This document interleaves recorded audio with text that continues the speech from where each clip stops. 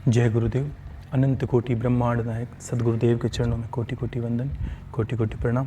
बाबा रामदेव जी महाराज के श्री चरणों में कोटि कोटि वंदन, कोटि कोटि प्रणाम। और सभी गुरु भक्तों को हर हर महादेव, शंभो शंकर, शंभो शंकर। जैसा कि आज फिर समय है सब लोगों के लिए, तो आपके कुछ प्रश्न हैं वो लूँगा और आप सुने। जो आपके जीवन में श्रेष्ठ कार्य जिससे संपन्न हो वही मैं बताने की कोशिश करूँगा। खुश रहिए। और एक प्रश्न किया है किसने, गुरुदेव ज्ञानी और अच्छी संतान कैसे हो, और जिनके संतान नहीं है वो क्या करें। ये प्रश्न देखो काफ़ी लोगों का बीच में था। काफ़ी माताओं बहनों ने कहा कि गुरुदेव मेरे लड़के के संतान नहीं है, मेरी लड़की को संतान नहीं है, मेरी ये नहीं है वो नहीं। देखो अमृतवाणी के अंदर जो मैं विधियाँ बताता हूँ ये कोई सामान्य चीज़ नहीं है, ये इतने सर्वश्रेष्ठ और प्रयोग हैं जिनको हमेशा आप याद रखना। इनको ये समझिए कि सटीक उपाय है और ये कभी निष्फल नहीं जाते, बशर्ते आप अपनी श्रद्धा कितनी रखी है, उस श्रद्धा के साथ करें। और ये अचूक उपाय है सारे के सारे, और ये शास्त्रोक्त हैं। और जिनको मान लिया कि ये सर्वसिद्ध है, इनको सिद्ध करने की आवश्यकता नहीं, आपको करना है, आपकी श्रद्धा के अनुसार फल मिलेगा। लेकिन अब जो उपाय बताऊंगा उसमें भी आपको श्रेष्ठ फल मिलेगा, क्योंकि ये प्रश्न काफ़ी समय से लोग कर रहे हैं कि गुरुदेव एक तो संतान हो, और संतान हो वो भी श्रेष्ठ हो, जो हम चाहें कि नारी जने तो ऐसा जने के भक्त के दाता के सूर। अगर किसी स्त्री को संतान हो तो 3 में से 1 संतान हो, ये गुणों वाली, उसी को सर्वश्रेष्ठ कहा है। कि जननी जने तो ऐसा जने के भक्त के दातार के सूर। या तो वो भक्त हो भगवान का, या दाता हो, और या संत हो। इन तीनों में से एक संतान, और ये तीनों की तीनों दिव्य संतान होती है। इससे इनसे क्या कुटुंब कबीले। अभी हम जो हमारे संतानें हैं, अब ये सोचिए कि हम हमारे जो पालन पोषण करते हैं जिन बच्चों का, कोई ऐसा श्रेष्ठ बच्चा है जो हमें ये कहे कि आपकी 3 पीढ़ियों में राम रहे, आपका नाम अजर अमर रहे। जिन नौकरियों में लगते हैं उनमें कोई ये समझिए कि नाम अजर अमर कैसे, हर इंसान का ये प्रयोजन रहता, संतों का भी रहता, रहना भी चाहिए, क्योंकि जो भगवान का कार्य करते हैं ईश्वर उसका नाम अमर रखते ही हैं। क्यों कि वो तो शिष्यों के रूप में किसी रूप में उसका नाम अमर हो ही जाता है। तो क्या होता है कि हम ऐसी संतान कैसे प्राप्त करें कि जो हम चाहते हैं और जगत चाहता है, और वास्तव में जो जगत के लिए खड़ा हो, जो अपने लिए नहीं पूरे जगत के लिए सोचे, और जो जिस कुल में जन्मे उस कुल का नाम हो। और ये तक आपको अनुभव हो कि गुरुदेव परमात्मा ने मुझ पर कृपा की और ऐसी संतान मुझे प्राप्त हुई। आज बहुत जगह जाते हैं, कोई डोरा बनाता है, कोई ताबीज बनाता है, ये भस्म देता है, ये बबूती देता है, ये तो निकृष्ट काम है, ऐसा नहीं होता कुछ। और ऐसे 100 में से 100 लोगों को बताएं 10 का काम हो जाए तो इसका अर्थ ये निकलता है कि सब भागते हैं कि हो गया, इत्तेफाकन हो जाता है तो कोई बड़ी बात नहीं। लेकिन उसमें कोई संतान वाली बात नहीं है। अब आपको ये संतान चाहिए कि जननी जने तो ऐसा जने के भक्त के दाता के सूर। इन तीनों में से एक संतान हो, और होनी भी चाहिए।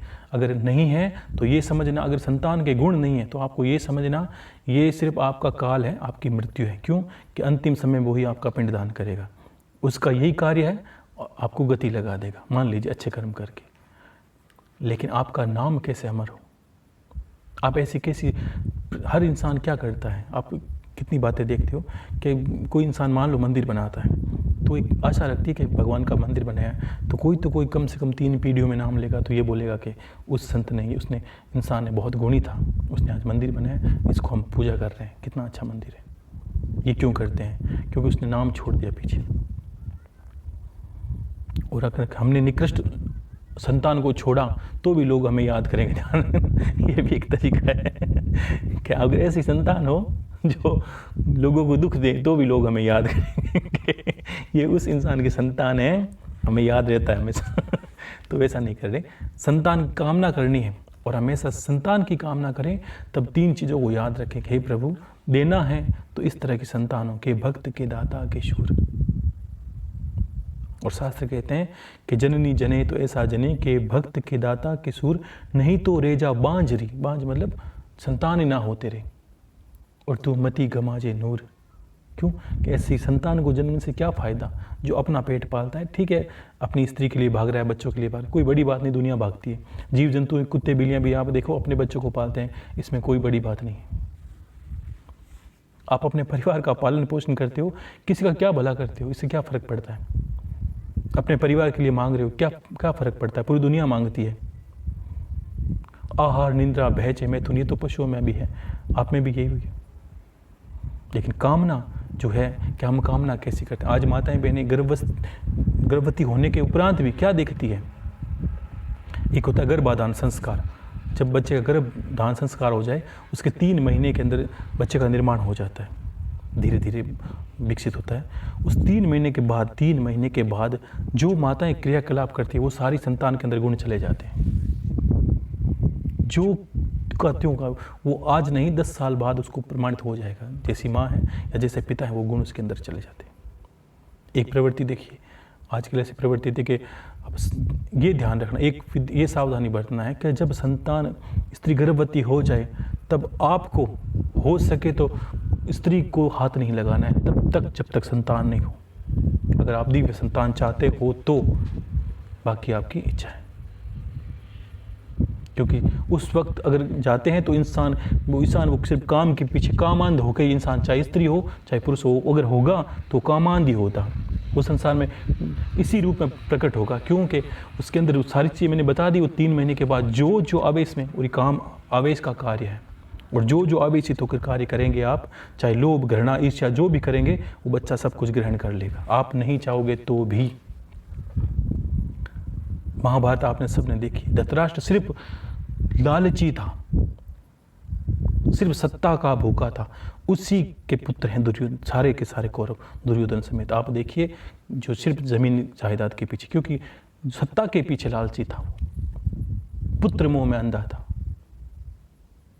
तो ऐसी ही संतान होगी। इसलिए भगवान से कामना हमेशा श्रेष्ठ संतान की करें, क्योंकि ईश्वर अगर देता है तो कुछ, अगर भगवान को यही कहना प्रभु देना है तो ऐसा दे, वरना रहने दे आप, कोई बड़ी बात नहीं है कि ना हो तो हजारों इंसान बिना संतान के जीते हैं, मैं भी जी लूँगा, क्या फ़र्क पड़ता है। अच्छा है भक्ति करेंगे कोई बात नहीं, ईश्वर ने मौका दिया भक्ति कर लेंगे, क्या दिक्कत है। कम लोगों का पेट पालना पड़ता है, 1-2 पति पत्नियाँ सुखी है, क्या दिक्कत है। लेकिन अगर कामना करनी है और चाहिए आपको तो वास्तव में ऐसी कामना करनी चाहिए। उल्टे फुल्टे माता बहनें 3 महीने के बाद दृश्य देखती हैं, फिल्में देखती हैं, ये देखती हैं, जैसा देखोगी बच्चा वैसा ही होगा आपका, इसमें कोई दो राय नहीं है। और पौराणिक समय में जब देखो, आज भी संत महात्मा या कहीं जाऊँगा अच्छी जगह जाओगे, गुणी इंसान आपको यही बताएगा, जब 3 महीने आप गर्भवती हो जाएं तब हमेशा भगवान कृष्ण की फोटो देखें, छोटे लड्डू गोपाल की। भगवान के और भी प्रारूप देख सकते हैं, भगवान शिव की फोटो देख सकते हैं, किसी की भी प्रारूप को देखें, आप नित्य उसका दर्शन करें। और 3 महीने के आपका कृत्य जो भी रहा हो, उन 3 महीनों के जो जब आप गर्भाधान होता है उस 3 महीने, जो मान लीजिए 9 महीने के आपके जो समय है, उस 9 महीनों में आप जितना भक्ति करोगे बच्चा वैसा ही होगा।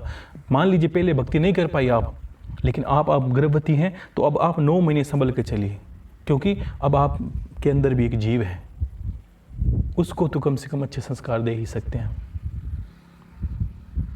ठीक है ना। तो आपको ये प्रमाणित करने की आवश्यकता नहीं है, ये मुझे कहने की आवश्यकता नहीं है कि अभिमन्यु ने गर्भ में ही चक्रव्यूह तोड़ना सीख लिया था, चक्रव्यूह में प्रवेश करना सीख लिया।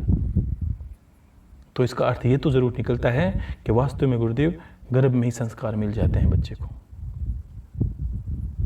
हर चीज को सुनता समझता है, माता के अंगों से, माता की कामना के अनुसार उसकी संतति होती है आगे, ठीक है। तो ऐसी कामना करके संतान की कामना करते हो तो मैं आपको विधि बता सकता हूँ। ना मेरे पास कोई डोरा है, ना ताबीज है, ना उल्टा फुल्टा मंत्र है। आपकी ऐसी संतान की कामना करनी है तो मैं विधि बताऊंगा, ये 100% सत्य है और प्रमाणित है। और ऐसे वैसे कार्य सोचोगे भगवान हो जाए, मेरा तो कोई है नहीं, ये है वो है, तो आपको ईश्वर की ऐसी कृपा भी नहीं मिलती है, ना ऐसा गुणी संतान मिलती है, क्योंकि इंसान के कार्य के अनुसार ही उसके कोई जन्म लेता है परिवार में,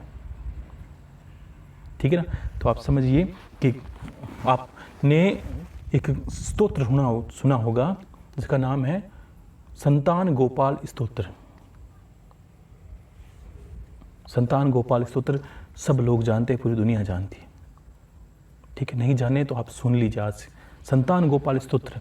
अब इसमें क्या होता है कि लोगों ने एक किताब उठाई और संतान गोपाल का पाठ करना शुरू कर दिया। कुछ लोगों जिनको पता है वो जानते हैं, और नहीं पता तो वो सुन लीजिए। उससे वो उसका कार्य भी नहीं होता, कुछ कार्य नहीं होता। एक सीधी सटीक विधि सुनिए और सीधा सटीक उपाय सुनिए कि ब्रह्मास्त्र की भांति कार्य करेगा। एक ही बार मारना है, आपका कार्य संपन्न। लेकिन विधि समझ लीजिए। मैंने शुरू से एक ही बात बोली थी कि आपको फल चाहिए जो देवताओं ने लिखे हैं, जो शास्त्रों में लिखे हैं, और विधि आपको अपनी इच्छा से करनी है। उसका गुरु मालिक नहीं है, आप कुछ अपनी इच्छा से करें। फिर ये मत कहना गुरुदेव वो बीच में मुझे समय नहीं मिला, मैं तो वहाँ चला गया था, मैं भूल गया। ठीक है ना। संकल्प का महत्व सबको बताया, शुरू से एक ही बात बोले जा रहा हूँ, संकल्प का ध्यान रखना। सारे कार्य संकल्प के होते हैं। तब आपको क्या करना है, संतान गोपाल स्तोत्र है, ठीक है ना, ये कहीं मिल जाता है कुंजिका में, काफ़ी पुस्तकें हैं भगवान की, जहाँ मिलती है वहाँ मिल जाएगा आपको। ये संतान गोपाल स्तोत्र का आपको अनुष्ठान करना है। ये एक इस प्रकार की बात है कलयुग में। मान लीजिए जैसे सतयुग में एक समय था, भगवान राम दशरथ के पुत्र नहीं थे, तो उन्होंने यज्ञ किया था, और उसका यज्ञ का नाम था पुत्रेष्टि यज्ञ, पुत्र प्राप्त करने के लिए यज्ञ। अब उसमें तो भगवान दशरथ थे भगवान के पिता, तो उन्होंने लाखों गायें दान की, बहुत दान किया उस यज्ञ को संपन्न होने के बाद में। अब कलयुग में इतना कोई सक्षम है नहीं, आज भी वो यज्ञ फलित है, पुत्रेष्टि यज्ञ, और इतना कोई जानकार नहीं है। अगर कोई कर दे तो छोटे छोटे कार्यों में उसके कार्य संपन्न नहीं होते।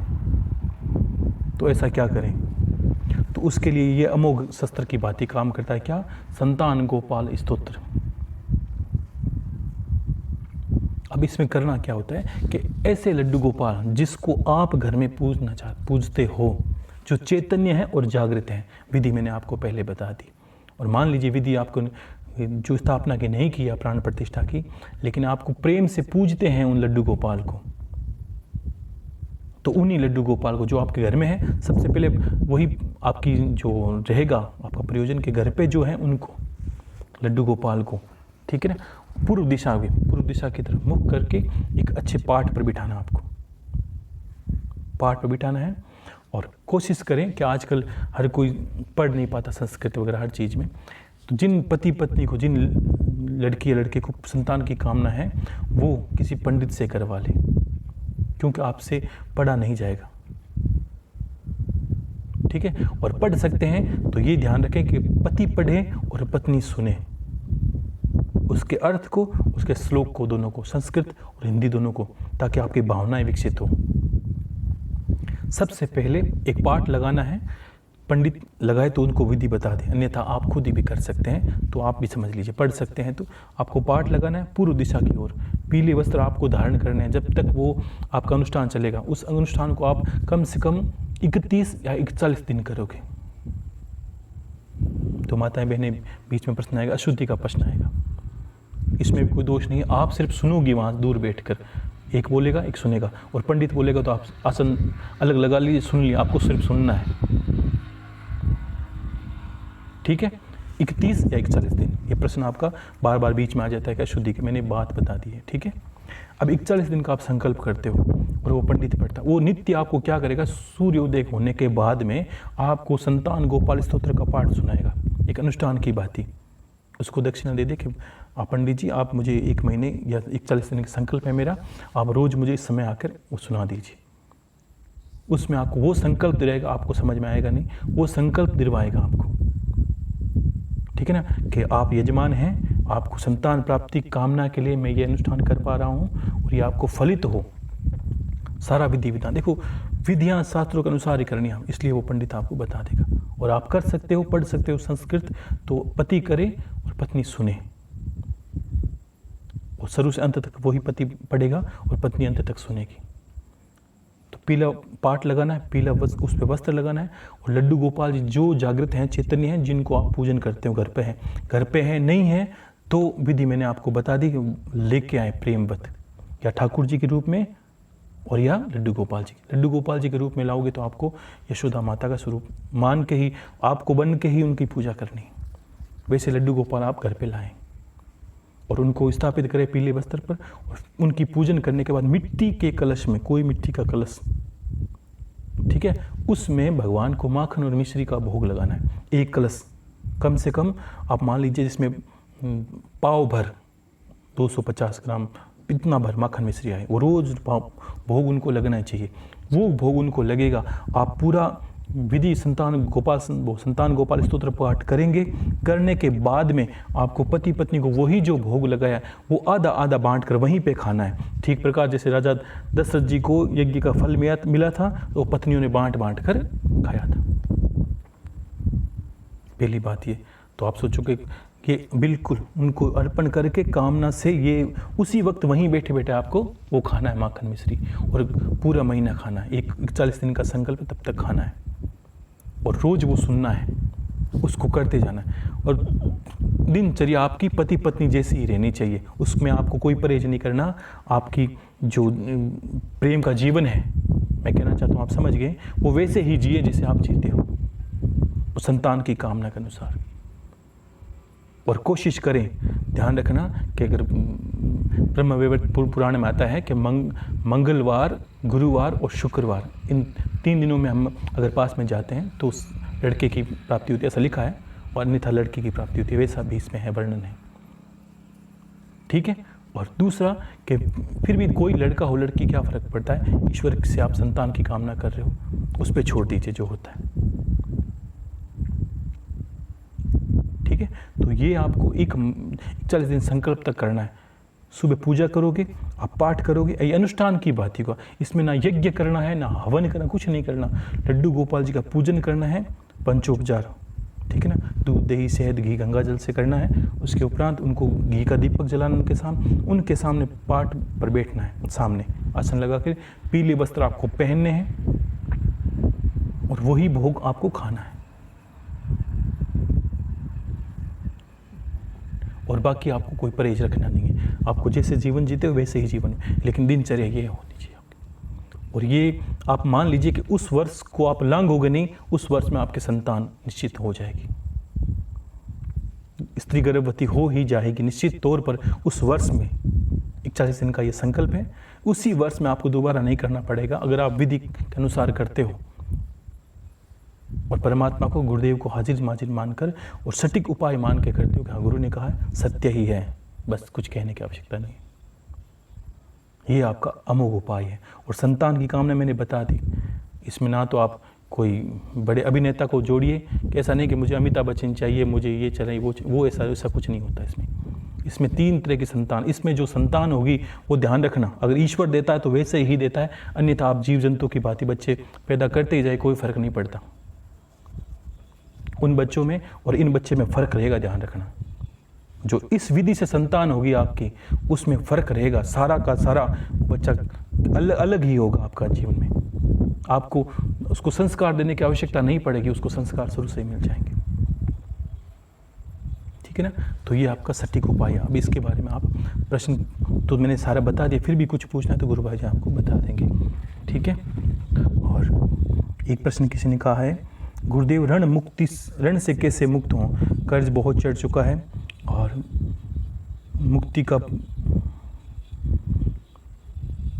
कर्ज से छुटकारा कैसे, उनका कहने करते हैं गुरुदेव आप कर्ज तो आपने लिया है तो आपको चुकाना ही पड़ेगा इसमें कर्ज से छुटकारा कैसे हो। देखिए एक बहुत पुरानी एक विधि है जिसको इतना सटीक उपाय है। इसमें 2 चीज़ें आपको ये ध्यान रखनी है कि कभी भी ऋण देते वक्त ये नियम रखना कि कभी भी किसी को ऋण देना है आपको जीवन में, ये 2 वार को कभी मत भूलना। ये 2 वार आपको पैसे चुकाने की आपकी जो गति है उसको बढ़ा देंगे, आपके अर्जन का विषय भी आपको बढ़ा देंगे। कैसे?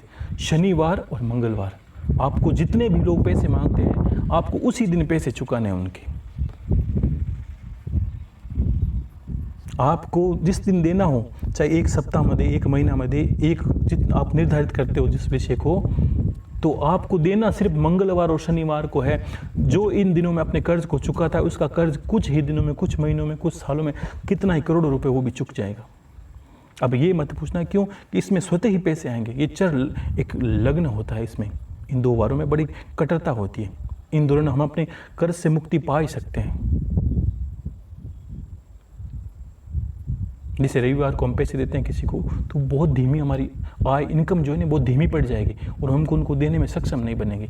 जैसे देंगे उसमें बाधा आनी शुरू हो जाएगी। और शनिवार चुकाओगे उसको, चाहे आपने छोटी किस्त ही चुकाई है, मांगने वाले को चला के बुलाइए, बस ये पैसे आज तो तू ले ही जा।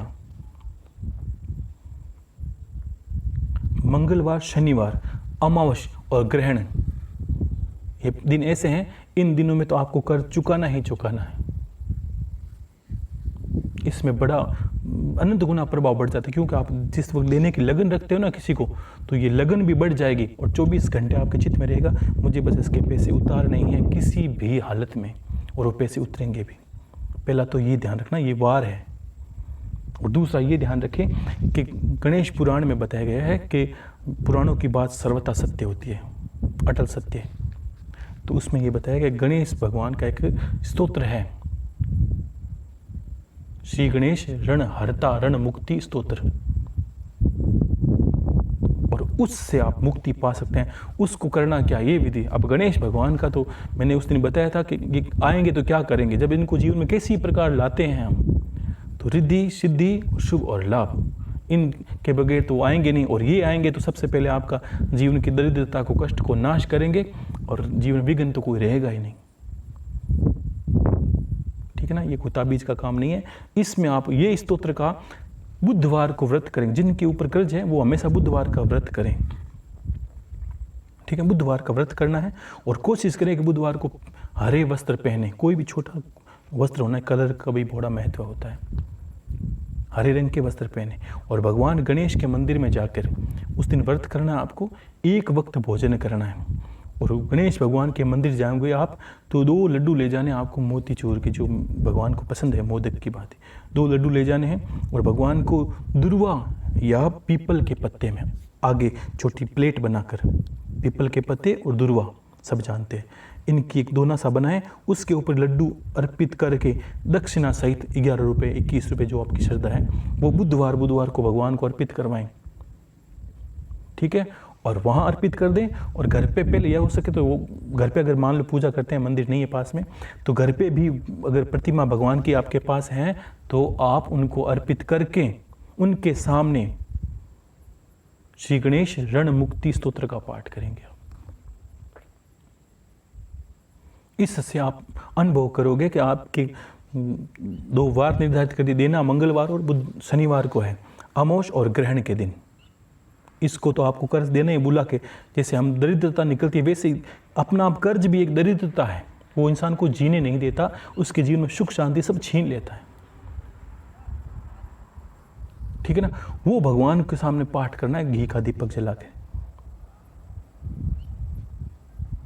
ठीक है, तो भगवान, और एक चीज़ और ध्यान रखना, जब दुर्वा भगवान को चढ़ाते हैं और साथ में पीपल के पत्तों को सामने दोना बनाते हैं जिसमें लड्डू भगवान को अर्पित करते हैं, तो साथ में समी पत्र के वृक्ष पत्ते भी होने चाहिए। वो बात मैंने पहले समझा दी, क्योंकि समी को भगवान का वरदान है, साक्षात उन्हीं ने दिया है, उन्हीं के वरदान को आप खंडित नहीं करना।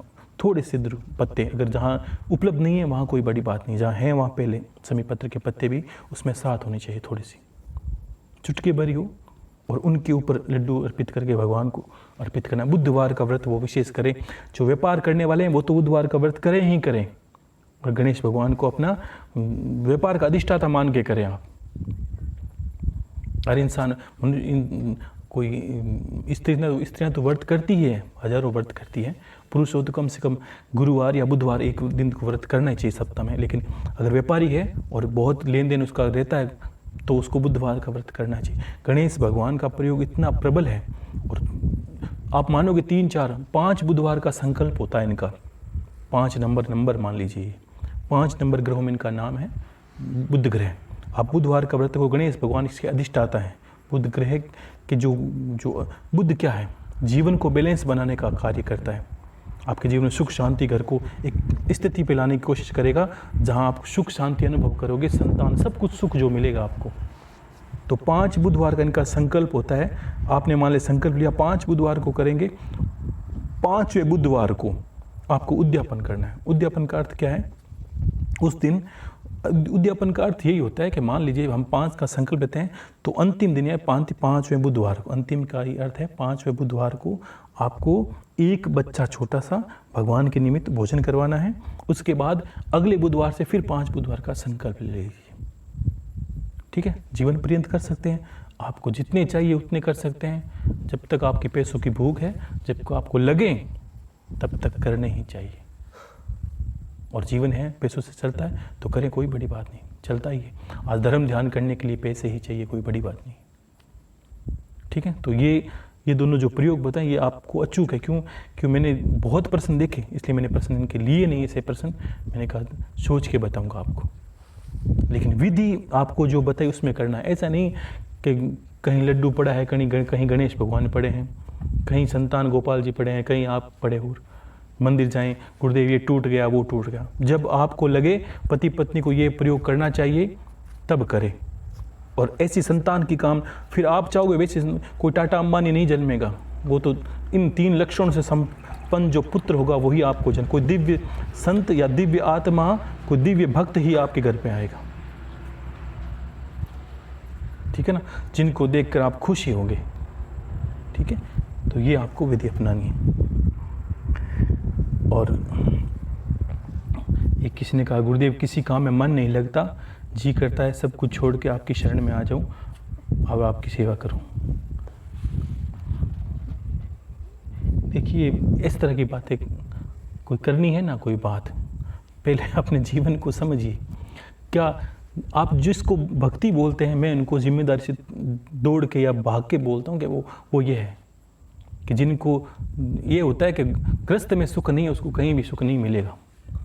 बहुत से संत मैं आपको ऐसे बता दूं, आपको नाम से संबोधित कर सकता हूं उनको कि ऐसे हैं, आप जाओगे वहाँ तो आप सोचोगे वो वहाँ भी किसी दलदल में फंसे पड़े। जब तक हम समझते हैं कि हम दलदल में हैं, तब तक हम दलदल में ही रहेंगे। जब अंतर में ईश्वर को समझना है, अंतर में ईश्वर का ध्यान करना है, अंतर में गुरु का ध्यान करने का विषय, गुरु से चिपकने का विषय नहीं कि गुरु से चिपक जाएं। और मैं कौन सा यहाँ एक बैठा हूँ कि पैर फैलाए कि हाँ आप आइए मेरे पैर दबाइए, मेरे पैरों में तो अभी बहुत ताकत है, कोई ऐसा दर्द ही नहीं है जिसको आप सेवा करो। मैं तो 20 लोगों की सेवा कर सकता हूँ खुद ही, ऐसी कोई बात ही नहीं। तो ऐसा कोई विषय नहीं है, भक्ति अंदर का विषय है। सभी अमृतवाणी आपने सुनी होगी, भक्ति अंदर का विषय है, कहीं जाने की आवश्यकता नहीं पड़ती। जाने की आवश्यकता पड़ती तो मैं आपको कब का बुला लेता, भाई आ जाइए आप, मेरे पैर दर्द कर रहे हैं, मेरी सेवा कीजिए, ठीक है ना। जिम्मेदारी से भागोगे उस इंसान को कहीं गति नहीं मिलेगी। मैंने 20 कथाएं ऐसी बोली, आपको याद होना चाहिए। गौतम बुद्ध के जीवन में एक बात बोली थी मैंने कि इंसान के जीवन में उथल पुथल हुई थी, आपने अमृतवाणी सुनी होगी सारी। तो बहुत प्रश्न आपके उसके अंदर, आप जो प्रश्न करते हैं और मुझे पहले अनुभव देखता हूँ कि हाँ मैंने ये प्रश्न को उत्तर दे दिया, आपको थोड़ी समझने में गलती हो गई। आपको हर जगह यही सोचना है कि मैं भगवान के घर पे ही हूँ और परिवार का पालन पोषण भगवान समझ के ही करें। जीवित तो हैं और क्या है, जी कोई दिक्कत नहीं, भगवान उतना ही पास में। अपने को ही सुधारना है, अंतर को ही ध्यान करना है। अंत में यही विषय आएगा आपके पास कि गुरुदेव जाना तो कहीं था ही नहीं, बस अपने पास ही बैठना था। तो फिर जो विधि मैं आपको बता रहा हूँ उसको मुझ पे ही उल्टा क्यों आप कर रहे हो कि मैं बुला लूँ या आप कहीं चले जाओ। कहीं नहीं जाना, बिना कहीं जाए हुए सारा ज्ञान आपको दिया हुआ है। और आपको संशय लगे तो पूछें कि गुरुदेव ये सही नहीं है, या मुझे अच्छा नहीं लगा, या जीवन में उतरा नहीं, या मैंने उतारा है और जीवन नहीं बदला। ये सब कुछ कर्म पे ही है, सामने दिख रही है। कोई कैसा बेकार बात कर सकता है कि मान लीजिए किसी को फल खाना है और मैं बोलूँ कोई मंत्र दूंगा और फल आ जाएगा, तो आप समझ लेना मैं ही गलत हूँ। कोई ऐसा बोले दुनिया में, कोई आपको संत महात्मा या कोई ऐसा इंसान कि मैं आपको एक मंत्र दूंगा जिससे आपके पास फल आ जाएगा, नहीं। जो सत्य गुरु होगा वो आपको हाथ में देगा और क्या देगा, एक बीज देगा। फल खाना है बेटा, मैं देता हूँ आपको, इसको ज़मीन में लगा दो। ये क्या है, ये कर्म का बीज है। और आप खाओगे और लोगों के लिए और छोड़ोगे। तो इसको ही गुरु जानना। आप जो मंत्र से आपको फल दे दे उसको गुरु नहीं जानना, ये सोचना कि ये मेरी दुर्गति का कारण जरूर बनेगा अंत में। इसलिए ऐसे लोगों से भी बचना पड़ता है। आप घर पे भक्ति करें, सब विधि आपको बताई गई है और भी बताएंगे। जितना मेरा सामर्थ्य होगा मैं सब कुछ उलेट दूंगा आप पर। आप अपनी भुजाएं मजबूत रखें, कंधे मजबूत रखें, क्योंकि कर्म तो आपको ही करना पड़ेगा। कर्म में दोष नहीं होगा, ये मैं कह सकता हूँ, आपके कर्म में दोष नहीं होगा। उस कर्म से दोष को मुक्त करने के लिए मैं हूँ और गुरुदेव हैं साक्षात। कर्म आपको करना पड़ेगा, कर्म का दोष आपको नहीं लगेगा, क्योंकि गुरु ने बताया, आपने तो वो कर्म कर दिया। कर्म में दोष होते हैं, कर्म में दोष इस तरह होते हैं कि मान लीजिए कर्म करते हैं, अहम भाव आ जाए, कर्म करते हैं और गलत कामना हो जाए कि कर्म करते हैं इसका फल ये मिल जाए। लेकिन गुरु लेने, आप जब ये कहते हो कि गुरु के निमित्त करता हूँ, तो सबसे पहले गुरु क्या करता है, उसको कर्म फल को बदल देता है, सूक्ष्म रूप में कर्म फल को बदलता है। गुरु यानी ईश्वर, वो कर्म फल को बदलता है। क्यों? कि आपने आसक्ति नहीं की, अब आपके लिए जो उचित होगा वही आपके पास आएगा। मान लीजिए आपने कोई कर्म किया, अंतर में ये भावना रखी, गुरुदेव कर्म तो आपके निमित्त कर रहा हूँ, लेकिन चाहता हूँ कि कोई अच्छा मकान बन जाए। मान लीजिए कोई छोटा मकान बन जाए, और तो गुरु क्या करता है, गुरु को कर्म फल का पता है, तो अंत में वो गुरु का यानी जो चेतना ईश्वर रूपी, वो चेतना क्या करती है, आपने जब उसके निमित्त करते हो कि गुरु के निमित्त करता हूँ, तो वो उसको पता है कि आपको क्या देना है। ठीक वैसे ही जैसे एक पिता को पता होता है कि संतान के लिए उचित क्या है। हो सकता है वो अपने लिए गाड़ी मांग रहा है, लेकिन पिता को और अच्छा लगा मोटरसाइकिल मांगी उसने, तो पिता को प्रेम था, उसे पता है इसके लिए मोटरसाइकिल नहीं, इसके लिए तो बड़ी गाड़ी ही होनी चाहिए। तो बेटा तो उसको यही पता है कि मुझे गाड़ी मोटरसाइकिल लेनी है, लेकिन पिता को पता है इसको नहीं, इसको गाड़ी चाहिए। क्योंकि हमने फल को गुरु के चरणों में डाल दिया।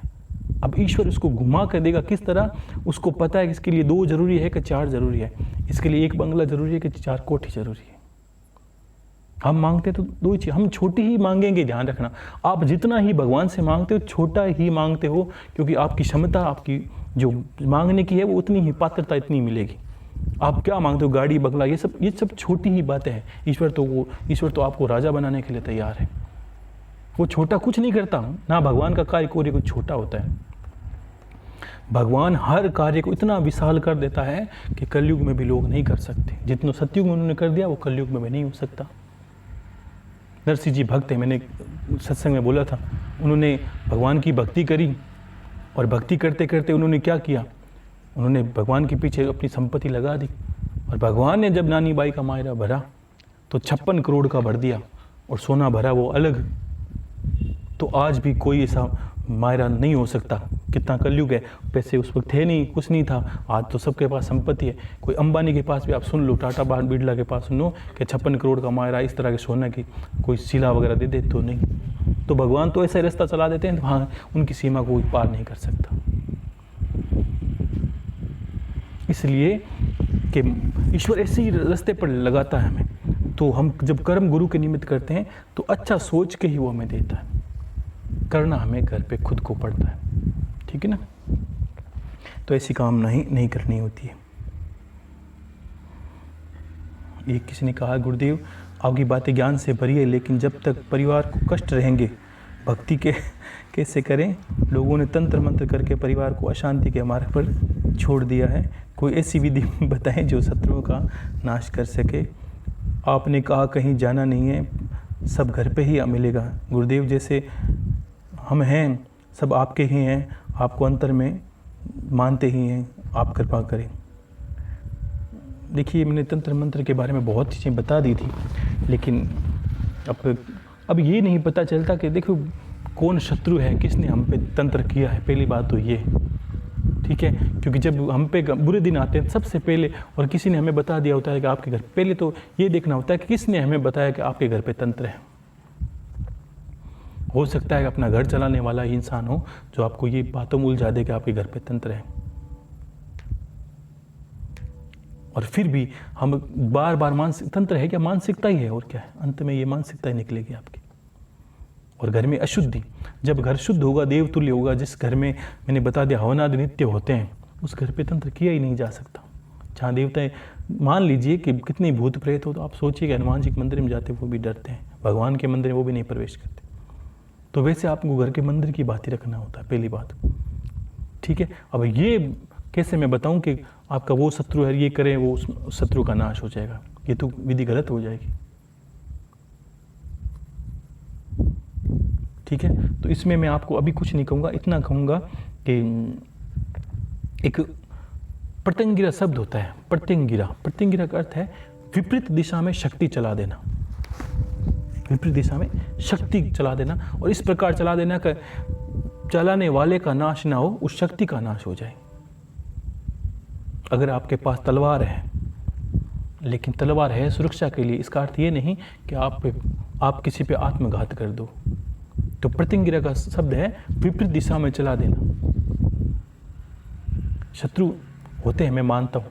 हर इंसान जब प्रगति के रास्ते पर चलता है तो घर परिवार अड़ोस पड़ोस में शत्रु पनप ही जाते हैं, क्योंकि कलयुग का है। हर इंसान यहाँ अपने दुख से दुखी नहीं है, पड़ोसी के सुख से ज़रूर दुखी है। इसके पास इतने क्यों, हम भूखे सही है, लेकिन ये तो और भूखा होना चाहिए। तो इसमें अभी कुछ नहीं कहूँगा, आप थोड़ा इंतज़ार करें। मैं एक चीज़ आपको, कोई स्तोत्र है आपको बोलूँगा, अभी नहीं, जब कभी समय मिलेगा तो गुरु भाई जी के पास ऑडियो जैसे भैरव तांडव स्तोत्र का था, तो उस स्तोत्र को सुनते हुए आपको एक दीपक जलाना है। वो समय आएगा, मैं विधि बता दूंगा।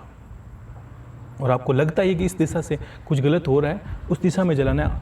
उसका अहित नहीं होगा, आपका हित हो जाएगा। और बीच में जो गलती, जो नेगेटिविटी है, जो शक्ति है, उसका खात्मा जरूर, उसका नाश हो जाएगा। उससे आपको ये फर्क मिलेगा। आपको कुछ नहीं करना है, आपको सिर्फ एक दीपक करके छोड़ देना है, उसको सुनते हुए कि मैं क्या बोल रहा हूँ। उसको जो सुनते हुए आपको ये अनुभव करना है कि गुरुदेव बोल रहे हैं, मैं दीपक जला रहा हूँ, बस आपका कार्य हो जाएगा। ठीक है ना? लेकिन आपको कुछ समय इंतज़ार करें आप, ठीक है? और बाकी किसी ने प्रश्न किया है, गुरुदेव काम से मुक्ति कैसे हो, क्रोध से मुक्ति कैसे हो? देखिए, एक सत्संग का एक पुराना भजन है जो मैंने बहुत दबी दबी आवाज़ में सुना है। उस भजन को कुछ सुने, 2-3 कड़ियों में आपका जवाब दूंगा कि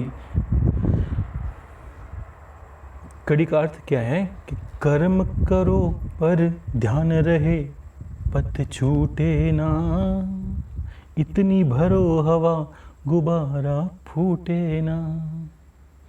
कर्म करो पर ध्यान रहे, पथ छूटे ना, इतनी भरो हवा गुब्बारा फूटे ना।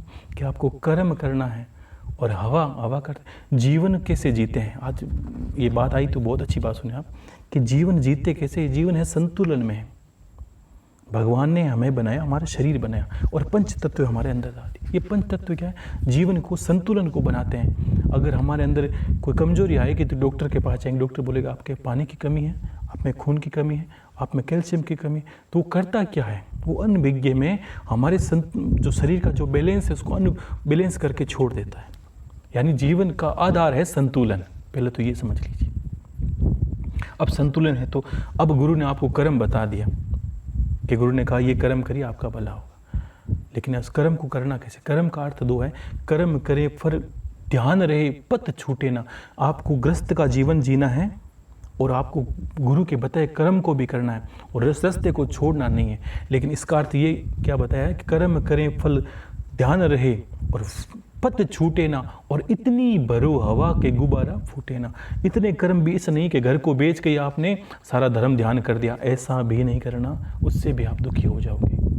और पूरा वैसा भी नहीं करना कि कुछ करना ही नहीं है, अपने को परिवार में जीना है। इस संतुलन बना के रखना। इस लाइन का अर्थ ये है, कर्म करे पर ध्यान रहे, पथ छूटे ना, और इतनी भरो हवा के गुब्बारा फूटे ना।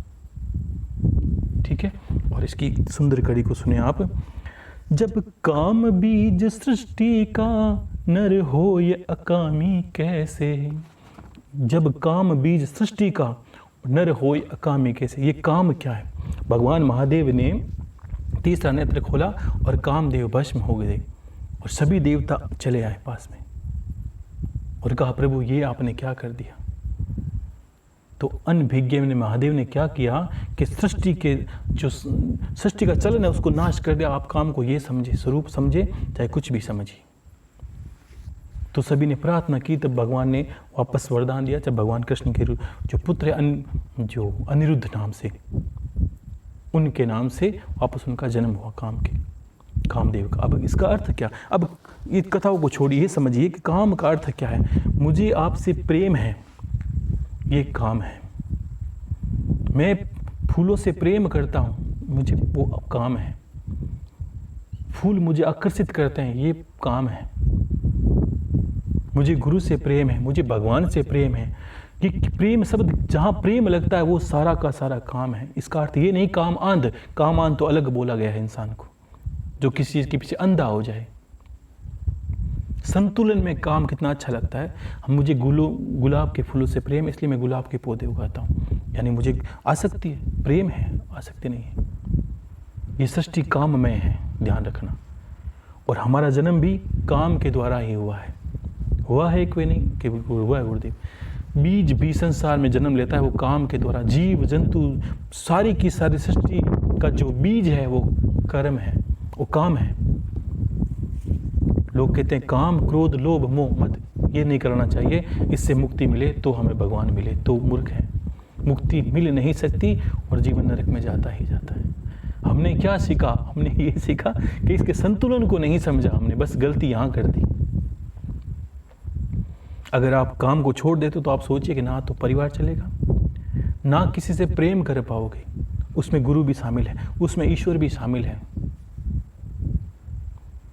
अगर मैं कहता हूँ काम को छोड़िए, प्रेम को छोड़िए, तो मैंने तो भजन सिखाया, ऐसा ऐसा लगन लिखाया हमारा गुरु जी, ऐसा ऐसा लगन लिखाया, और जन्म जन्म से कुमारी मारी सुरता आपके विवाह क्रम। ये तो काम भी है साथ में। भोग भोगना ही काम नहीं है। काम का स्वरूप समझिए, पूरी प्रकृति काम में है।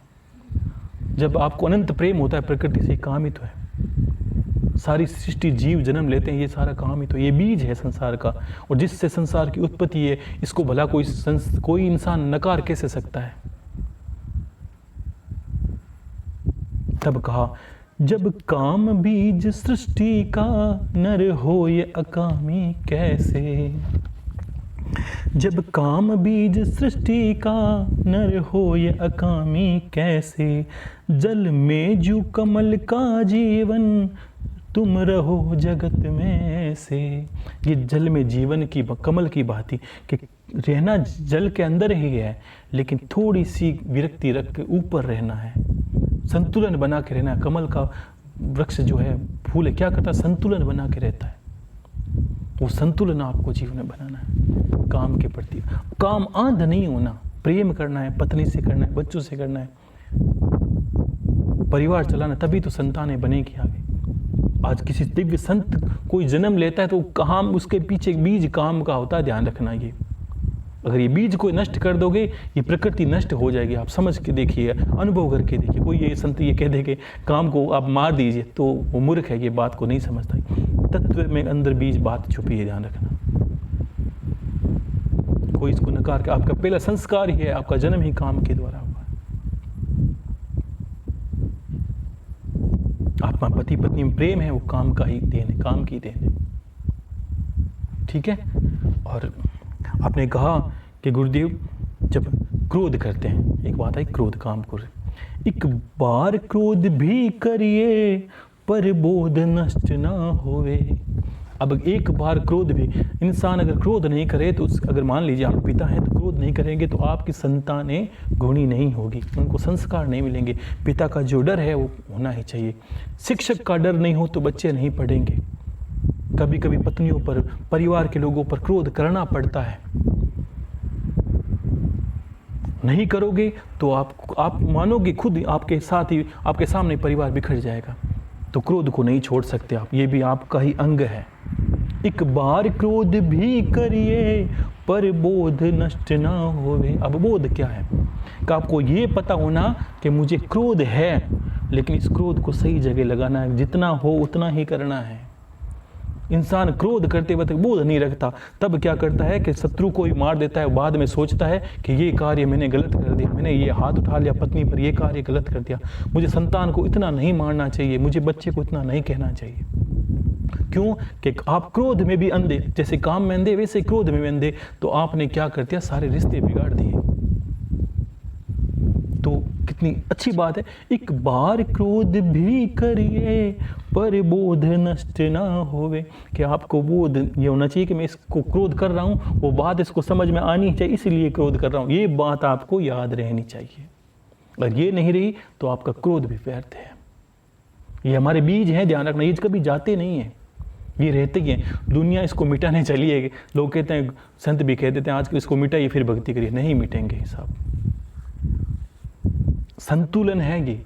जिसने संतुलन पाया, गौतम बुद्ध ने कहा संतुलन पाया, वो उसी ने परमात्मा को पाया। उस संतुलन से जीवन चलता है हमारा, प्रकृति चलती है। आपने देखा कि आज अभी देखिए कि जो युद्ध हो रहा है इसका जो परिणाम है वो भी प्रकृति भोगेगी, हर चीज़ का परिणाम भोगेगी। क्यों? कि प्रकृति का संतुलन है। ठीक है, तो इस तरह समझिए बात को। एक बार क्रोध भी करिए पर बोध नष्ट ना होवे, स्वार्थ भी बुरा नहीं है औरों को कष्ट ना होवे। अब ये स्वार्थ क्या है? ये स्वार्थ है लाभ, काम, क्रोध, लोभ। लोभ स्वार्थ है। मैंने एक व्यापारी हूँ मान लीजिए, स्वार्थ भी बुरा नहीं है औरों को कष्ट ना होवे। अगर मैं व्यापार करता हूँ और मुझे पता है कि मुझे व्यापार में फ़ायदा चाहिए, आप उस वक्त भक्ति करेंगे तो आप खाएंगे कुछ नहीं, वहाँ आपको लोभ का सहारा लेना पड़ेगा। लेकिन इतना सहारा मत लेना चाहिए कि सामने वाले की गर्दन पे पैर रख दो आप। लोग पैसों को 4 गुना ज़्यादा लोगों से वसूल लेते हैं, ये आपको अंत बुरा कर देगा। आपने लोग ब्याज के अनुसार पैसे देते हैं बैंकों की भांति, ये भी गलत हो जाता है। स्वार्थ भी बुरा नहीं है पर औरों को कष्ट ना हो। ऐसा नहीं कि आपके स्वार्थ के बस दुनिया दुख पा रही है, लोग दुख पा रहे हैं, लेकिन स्वार्थ व्यापारी तो करना पड़ेगा। ठीक है, तो इस प्रकार स्वार्थ भी अच्छा है, लेकिन समझना है कि स्वार्थ है क्या। इतना नहीं ले ये बातें क्या ये जाएगी, ये संस्कार कोई दुनिया में अगर आपको बड़े से बड़े संत बोल दे ये संस्कार जाए, कभी नहीं जाएंगे। कोई कितना ही बोल दे किस सही मंत्र से नहीं जाएंगे। ये आपका बीज है, आपका जन्म ही इसी से हुआ है। बस ये ध्यान रखें कि संत आपको संतुलन बनाना सिखा दे, वो संतुलन आपको सीखना है। वो संतुलन के लिए मैं आपको बता रहा हूँ। तो इसलिए आपको काम, क्रोध, लोभ सबकी आवश्यकता है, लेकिन जितनी जरूरत है उतनी, दवा की भांति। इसलिए आपको ये समझना है। बिन मोह न फेरी जाए इस जगत सकल की माला।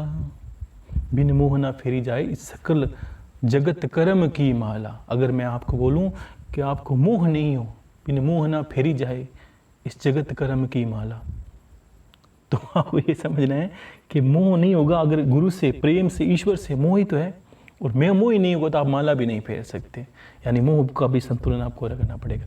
लेकिन इतना नहीं रखना कि गुरुदेव आपके चरणों में आके बैठ जाऊं, चिपक जाऊं, ये बात नहीं करनी। इसको मैंने अंत में यही बात इसलिए बोली थी आपको कि मोह आपका दुर्गति का कारण भी बन, ये चारों आपकी दुर्गति के कारण भी बन सकते हैं और सदगति के कारण भी बन सकते हैं।